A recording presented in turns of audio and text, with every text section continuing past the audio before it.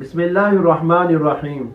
محترم ناظرین و سامعین کرام، آج ہم آپ کے لیے لائے ہیں گردے میں پتھری کا بہترین وظیفہ۔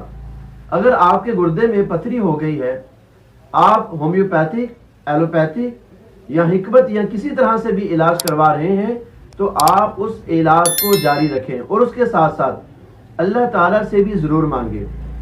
یہ ایک وظیفہ بتلانے لگا ہوں، اس کی برکت سے انشاءاللہ آپ کی پتھری ختم ہو جائے گی۔ وہ وظیفہ کیا ہے؟ پارہ نمبر 1 سورۃ البقرہ آیت نمبر 74۔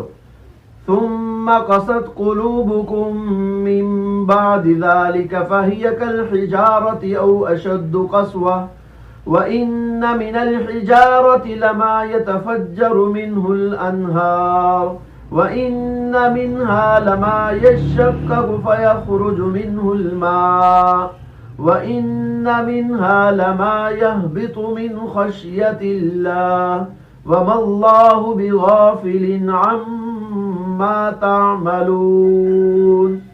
قرآن پاک کی اس آیت مبارکہ کو آپ نے 41 مرتبہ پڑھنا ہے۔ 41 مرتبہ پڑھنے کے بعد پانی لیں، اس پانی پر دم کریں، پھونکے اس پانی پر، پھر اس پانی کو پی جائیں۔ انشاءاللہ چند دن عمل کرنے سے آپ کے گردے کی پتھری ختم ہو جائے گی۔ اللہ تعالیٰ سے دعا ہے کہ اللہ تعالیٰ ہمیں تمام بیماریوں سے محفوظ رکھے، آمین۔